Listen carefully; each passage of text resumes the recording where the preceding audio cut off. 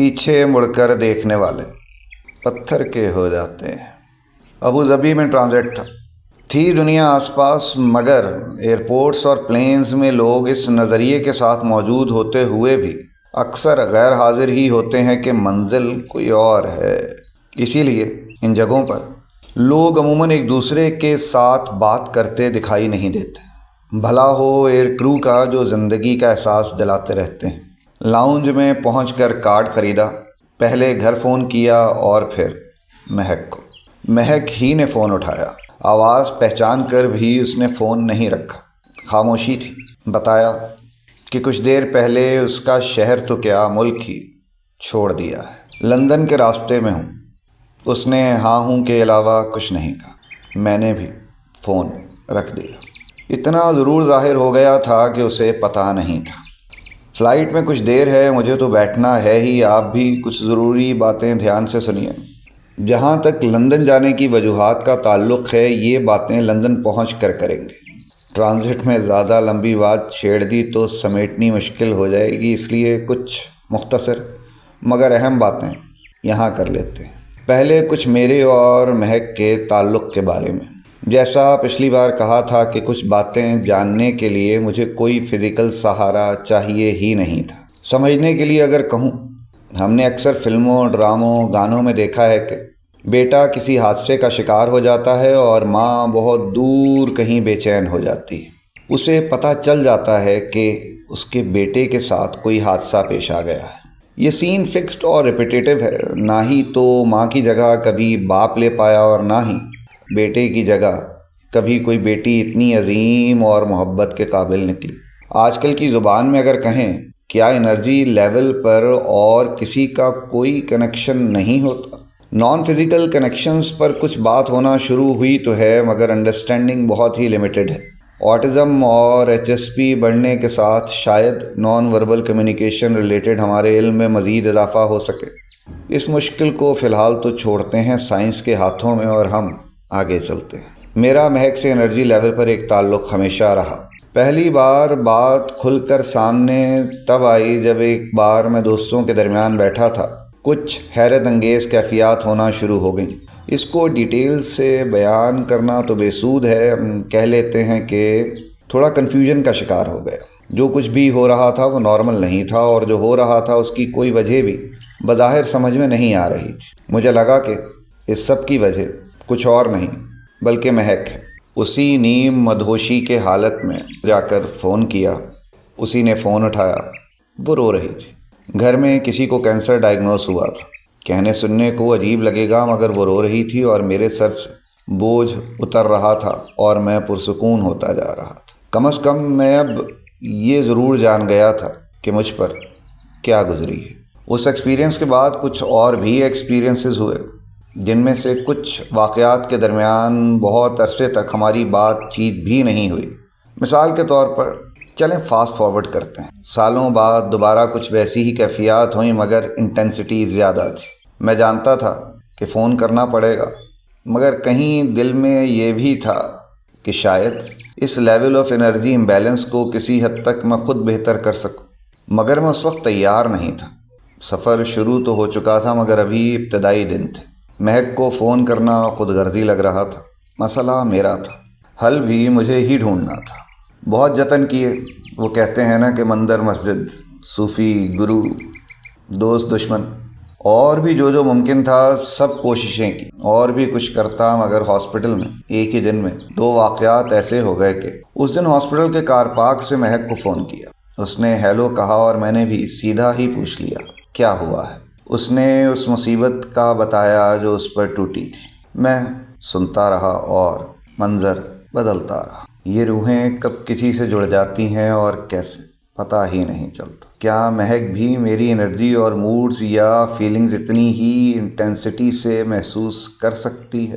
یہ میری زندگی کا دوسرا سب سے بڑا پریشان کن سوال ہے، کیونکہ اگر ایسا ہے تو پھر ہاں، مگر اتنا ضرور ہے کہ عورت کا سائیکولوجیکل میک اپ مردوں سے ذرا الگ ہوتا ہے، اور اس میں حقیقت پسندی عموماً حاوی رہتی ہے۔ ویسے میرا اپنا خیال تو نفی میں ہے، مگر سچ تو صرف مہک ہی بتا سکتی ہے۔ نہیں، میں نے کبھی نہیں پوچھا۔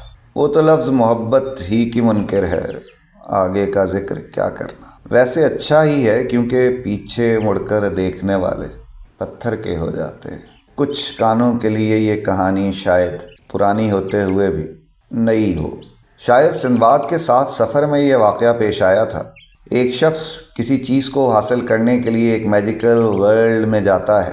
اس طلسماتی دنیا میں وہ بہت سے چیلنجز فیس کرنے کے بعد جب باہر نکلنے لگتا ہے تو اسے کسی اپنے دل کے قریب رشتے کی آواز سنائی دیتی ہے۔ وہ سوچنے لگتا ہے، یہ آواز یہاں کیوں اور کیسے؟ غور سے دیکھتا ہے تو سامنے کچھ مجسمے ہوتے ہیں جن کے چہرے کا رخ پیچھے کی طرف مڑے ہوئے ہوتا ہے، اور وہ مجسمے پتھر کے ہو چکے ہوتے ہیں۔ وہ سمجھ جاتا ہے کہ یہ ایک دھوکہ ہے، میجک ہے، اور اگر اس نے پیچھے مڑ کر آواز کے سورس کی طرف دیکھنے کی کوشش کی تو وہ بھی پتھر کا ہو جائے گا۔ وہ پیچھے مڑ کر دیکھنے کے بجائے اس طلسماتی دنیا سے باہر نکل جاتا ہے۔ کہانی تو چھوٹی عمر میں پڑھی تھی، زندگی سے جوڑنے میں زندگی لگ گئی۔ وہ جادو کی دنیا بھی اپنے ہی اندر تھی اور ماضی کی آوازیں بھی۔ مکمل چوائس تو ہمارے پاس نہیں، مگر اتنی تو شاید ہے جتنا پروین شاکر نے کہا تھا، اب وہ یاد بھی آتا ہے تو کام کے بعد۔ باقی اگر آپ میری طرح کے ہیں تو ایک نظم کا آخری حصہ جتنا یاد آ رہا ہے پیش کر دیتا ہوں۔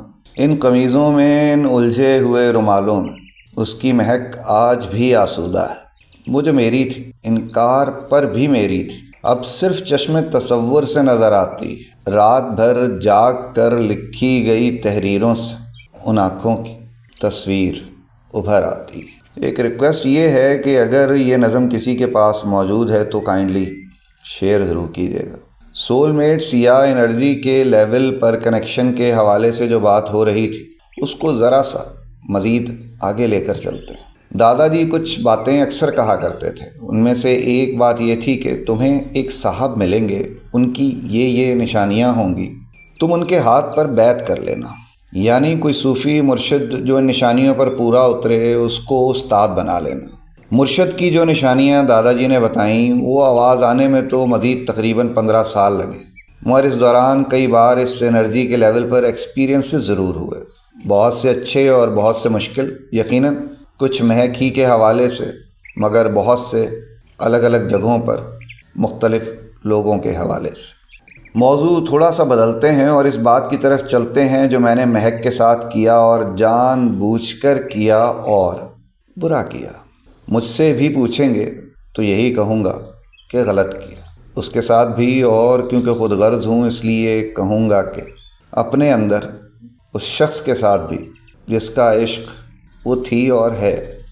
سننے میں تو اچھا لگے شاید کہ میں نے جو کیا اس لیے کیا تھا کہ ہم میں سے ایک تو اچھی زندگی گزار سکے بوجھ کے بغیر، مگر اب خیال آتا ہے کہ اس کی ضرورت تھی نہیں۔ بات چیت ہی یقیناً بہتر رستہ تھی۔ اپنے تمام تر ڈر کے باوجود تعلق رکھنے کے، بنانے کے اگر طور طریقے ہوتے ہیں تو توڑنے کے بھی کچھ آداب ہوتے ہیں۔ میں نے لمبا راستہ چنا، جو راستہ میں نے چنا اس میں کلوجر نہیں آتا۔ ایک نہ ختم ہونے والا سفر تو ویسے ہی قسمت میں تھا، اور اوپر سے میں نے بوجھ بھی زیادہ کر لیا۔ تصویر کا ایک رخ، لیکن یہ بھی ہے دروازہ کھلا تھا، ایک میسج تھا میرا اس کے پاس۔ الوداعی فنکشن، گہری رات، دیر گئے، شہر کی سونی گلیاں اور ان پر چلتی کالج کی بس، فقط چند لوگ، ایک گانا جو اسے یقیناً آج تک یاد ہوگا۔ لنک نیچے دے دیا ہے، مگر اس نے نہ آواز دینا تھی نہ دی۔ وجہ کیا فرق پڑتا ہے، مگر اتنا ضرور کہہ دیتا ہوں، ہمارے ہاں اولاد کو چوری کی تو اجازت ہے، سینہ زوری کی نہیں۔ اس ٹاپک سے ہٹتے ہوئے ایک اور بات، کمال زندگی کا یہ بھی دیکھیے کہ جو دنیا میں دولت بانٹے وہ امیر اور لینے والا کہلائے فقیر، مگر یہ دل والوں کی دنیا بھی پوری کی پوری ہی الٹی ہے۔ محبت جو بانٹنے کے قابل ہو، جو دینے والا ہو، وہ کہلائے فقیر، اور لینے والا امپورٹنٹ ہے نا۔ مزے کی بات، محبوب، معشوق، صنم، دلبر ہو یا حسن، یہ چاند تو ہو سکتے ہیں، سورج نہیں۔ یہ چمکنے کے لیے سدا محتاج ہی رہتے ہیں۔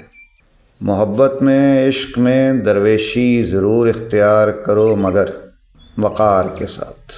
چلیں جناب، بورڈنگ شروع ہو چکی تھی اور میں بیٹھا دیکھ رہا تھا۔ رشتے، قربتیں، دوستیاں، گھر، گلی، محلہ، اپنا شہر، اپنا وطن، موٹر سائیکل اور مہک، سب کچھ اس سے مختلف سمت میں تھا کہ جس طرف میں جانے والا تھا۔ منزلیں الٹی ہو گئی تھیں۔ مجھے جلدی نہیں تھی، کہیں پہنچنا بھی نہیں تھا، کوئی انتظار میں بھی نہیں تھا۔ یہاں سے آگے زندگی کی قید میں لکھے دن کاٹنے کی وجہ اور طاقت دونوں ہی مجھے اپنے اندر خود تلاش کرنے تھے۔ شاید اسی لیے میں جہاز میں داخل ہونے والا آخری شخص تھا۔ اور آپ تو جانتے ہی ہوں گے، زندگی کی کچھ بازیاں اور مقامات ایسے ہوتے ہیں جہاں آخری ہونا یا ہارنا اچھا لگتا ہے۔